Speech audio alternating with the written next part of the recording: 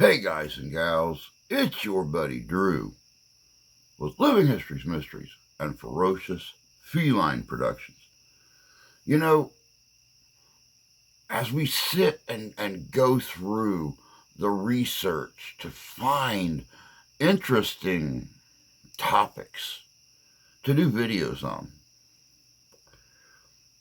we often find breadcrumbs, trails that lead us back to the formation of America as a country.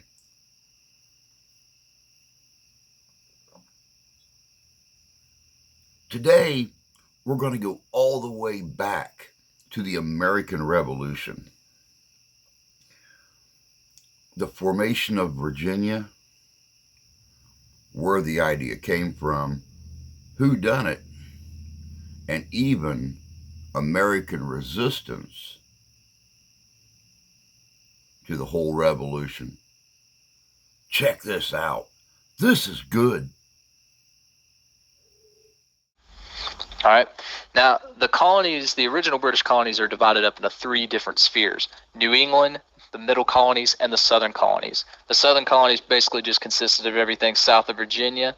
The middle colonies were New York, Delaware, New Jersey, and Pennsylvania, so pretty much right here. And the New England colonies were obviously just north of that. It's real easy to kind of remember them. Just remember N for north. And then you've got south and middle, the ones in the middle. Now, England had made some original attempts at trying to colonize the New World. Their first one was at Roanoke Island in 1587, and it went south really quick. They dropped settlers off. They went back to England to get more supplies. When they came back, the settlers were gone. All that was left on a tree, as this artist rendering depicts, was the word Croatoan, which was the name of a local tribe. So the belief is they may have just killed them all, or they may have assimilated into the tribe.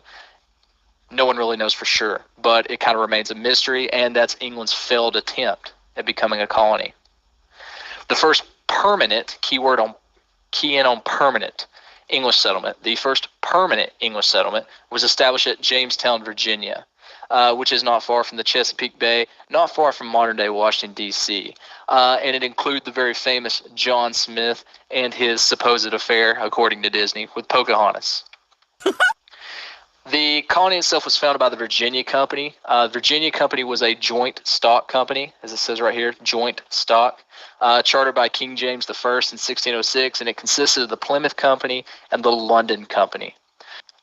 This new colony, the new company with the Virginia Company, they hoped to find territory, they hoped to find gold in this area that was named after Sir Walter Raleigh, or named by Sir Walter Raleigh.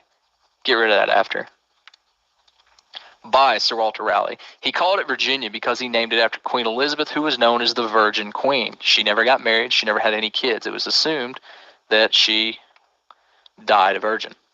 Now, the original journey to Jamestown consisted of the three ships, the Susan Constant, the Discovery, and the Godspeed. 150 passengers and crew were aboard, and they landed in Virginia in 1606. They claimed the new land, named the settlement Jamestown after their king, who you saw in a picture before.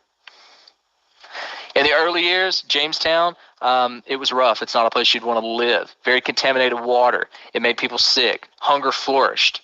The reason being, why? Because these colonists were not trained for a new life. They were not farmers. They were there for gold. Because they were there for gold, they didn't like to farm. A lot of these gentlemen thought they were too good for farming. And that wore on them. They didn't have any fresh crops. They didn't have anything to keep them alive.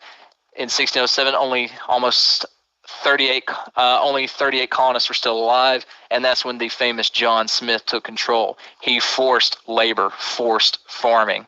You would get flogged if you didn't.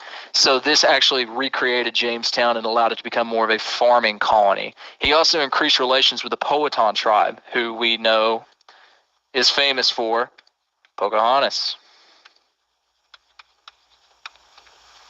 John Smith eventually was injured, though, when a powder horn exploded on his leg. He had to return to England, and things would quickly deteriorate after that. In 1609, 600 new colonists arrived, but by that winter, Jamestown had deteriorated again to famine. This became known as starving time. Among the dishes best served were rats, roots, snakes, boiled shoe leather. During this time, out of these 600 colonists, only 60 survived. So it's pretty rough numbers there. And they, at this time, decided that was enough. Enough was enough. They were moving on. They got on the boat and they left. But as they were leaving, more ships were coming down the river. And these new ships persuaded them to stay. These new ships that came in brought about a new way of life for Jamestown, a new way to prosper. It came under new leadership. This new leadership did not hesitate to flog or hang those that refused to work. So that idea of I'm a gentleman and I'm here for gold, that doesn't exist. Jamestown stabilized and it began to expand. Now, this is what you would see back then if you saw Jamestown on the top left. This is what the fort would look like. Up here you would have cannons for defense, and then inside would be the settlements. Out here you'd have hunting grounds where they'd be mining for gold and so on and so forth. Today, this is practically underwater. So if you still go see it today. However, you do have the very nice John Smith statue and the Pocahontas statue. Now, an important thing that John Rolfe brought with him was tobacco. Tobacco was a huge industry for the early settlement of Jamestown. It spurred Jamestown growth. It was highly profitable, which is why it became known as brown gold. So they didn't exactly find the gold that they were looking for, but they did find a very useful resource to turn into money. By the late 1620s, the colonies imported 1.5 million pounds each year. Now, tobacco is hard to grow. I don't know if any of you have ever spent time on a farm, but farming is hard work. The Virginia Company needed this workforce. First, it developed the headright system in 1618, immigration sponsorship, which basically said, hey, if you come over, we'll give you 50 acres of land. So that's not a bad thing to think about if you're over in England, you don't have any land. I can go to America and get 50 free acres of land. So the headright system. Every head got you so many acres. Another way to get labor was through the indentured servitude method. Indentured servants were basically people that would come in and work the land for so many years in exchange for their freedom. In exchange for passage, food, shelter, an indentured servant would provide labor for a limited number of years, about 4 to 7 years. This is a sponsorship. It's essentially people that didn't have enough money to make it to America. They would get somebody to sponsor them to come over. They would pay for their trip. And in return, that person that sponsored them would get 4 to 7 years of labor.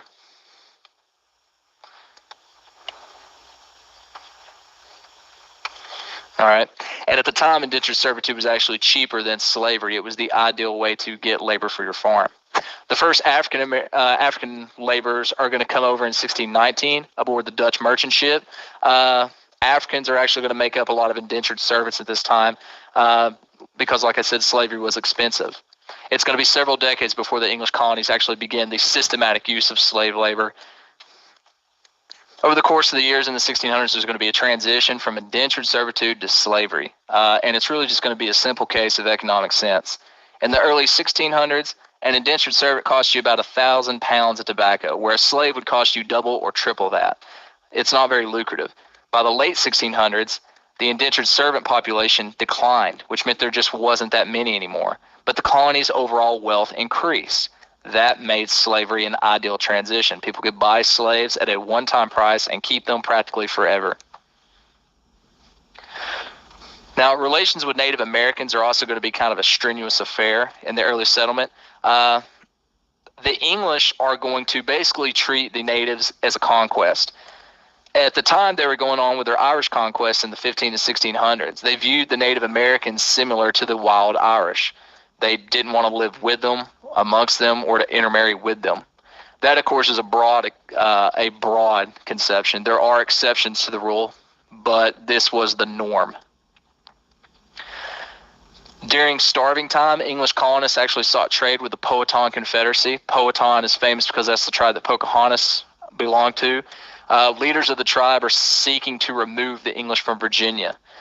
certain leaders are going to isolate the English colony, and they're actually going to set them against them pretty much forever and ruin the trade. In 1609, the Powhatan Confederacy began to siege the settlement to starve them out. So this starving time was actually advanced or increased by the Powhatan Indians trying to get rid of the English. 5 years later, the English settlers were larger in size and started to begin pressuring the tribe to give them corn and labor. This was achieved through military force. And military force was achieved because the English had more advanced weapons, which just brings us to the particular word of the day. So if you see this, when I assess you on these notes, you're going to have to take notice that this was the word that you needed to give me. The reason they had superiority in military force is because they had guns. And that is your word. Guns. All right? Guns, firepower. And this is going to be important later on when you look at the French and the fur trade. But guns is going to be an important and integral piece of that military force overwhelming the Indians. Soldiers would also set fire to villages, kidnap hostages. One of these is actually going to be Pocahontas. But it just kind of shows you the ravage of the countryside that's going to go on. It's not going to be a simple case of a dispute and a battle and it all ends. It's going to be annihilation. In 1622, you're going to have an Indian massacre. Chief Opechancanough led raids up and down the James River. This is going to kill more than 340 colonists. The results of this Indian massacre in 1622 is the Virginia Company had to waste more funds, more time, more soldiers, more supplies. So King James is eventually going to revoke the Virginia Company's charter. What does that mean? It means Virginia is now a royal colony. It's under direct control of the king. England sends troops and settlers to strengthen and to conquer the Powhatan Indians. And it's all under the English domain and no longer under a company. In 1644, 10,000 Englishmen and women live in Virginia. Drastic increases in population. About 30 some odd years later, Bacon's Rebellion is going to occur. You have a growing divide between the colony's poor frontier settler class and the wealthy planter class. Now, this growing problem, former indentured servants with little money to buy land, wanting to expand to get their own land, they weren't getting helped out. The government was not helping them remove Indians. They also didn't have any voting rights because they didn't own any land. They lived on the frontier. They were poor. They basically didn't have any rights, like this says up here. And it's because they have a lack of land. The poor frontiersmen felt oppressed by the colony's governor, Sir William Berkeley. Berkeley had been levying and imposing taxes, which was paid mostly by the settlers. The money is collected, and it's not used for public goods like roads or the army or any such thing as that, but for the profit of the planters, for those that are already rich. It's obvious that Berkeley is fairly corrupt. When hostilities arose with Native Americans, frontier settlers wanted these forts for protection. They felt they paid taxes. They should be able to have the forts. That's a public good. Taxes build forts. Berkeley wasn't having any of it. The settlers had finally had enough. They started to reach a boiling point. And they also became a part of another conflict with the Doeg tribe. Fighting broke out. The governor refuses to send troops or finance a war for poor settlers, which is going to lead us to the Bacon's Rebellion. Nathaniel Bacon, a 29-year-old planter, mind you, not a poor settler, a planter. He was the son of a wealthy Englishman, and he also really hated Native Americans. In 1676, he's going to part from Governor Berkeley, who actually was his friend, and raise an army to fight Native Americans on the frontier. Governor Berkeley, he's going to label Bacon's army as illegal. Bacon, in turn, is going to march on Jamestown with his ragtag frontier army. Here he confronts colonial leaders about the grievances, including a lack of representation in the House of Burgesses, which we'll talk about in a minute. This rabble of frontiersmen resented being taxed and governed without consent. The march is going to turn violent. They're going to set fire to the town as Berkeley and others are going to flee Jamestown. The results? Well, Bacon is actually going to die a few months later, right around 1676. Berkeley returned and subdued the leaderless rebels. Pretty much everything just fell apart because Bacon was dead. But the impact is it drew to the attention of King Charles II Berkeley's corrupt government. Charles recalls Berkeley to England, but he's going to die before meeting the king, so he never actually gets what's coming to him. It revealed the growing power of the colony's former indentured servants, though. These frontiers class could not be resisted. They could not be ignored anymore. Now, government in Virginia is a situation on itself. As soon as Jamestown was set up, they created a legislative body about 12 years after the first settlement. It's going to be known as the House of Burgesses. It's the first representative body in colonial America.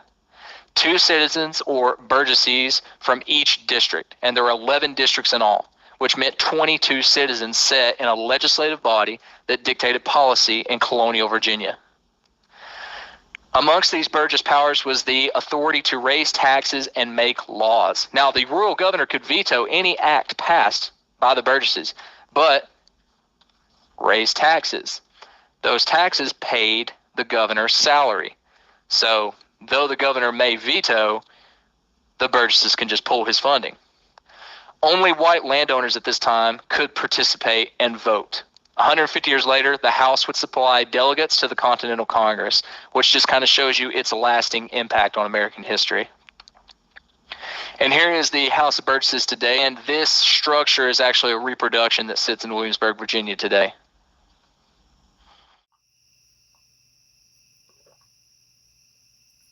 Welcome back. You know, it's like I was saying in the beginning. We often find those breadcrumbs, those trails that lead us to these different facts we were never taught in school.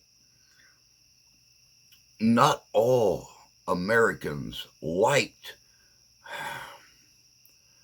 the process of forming this country. A lot of them didn't like the people in charge. A lot of them were just rabble rousers. When it come to Bacon's Rebellion, when it come to other Americans that were here starting the country, just like today, everybody had their own opinion. And just like today, a lot of those opinions were just like and stank. So, but everything worked out. America was formed. The American Revolution was fought. And here we are, 300 years later, still going strong. But that's all I got for you guys today. I hope you enjoyed this little look back into our history. And, well, a little bit of that rebel rousing that went with it. Until next time, take care of yourselves. Take care of each other. God bless you. God love you. We do. And we'll see you out there.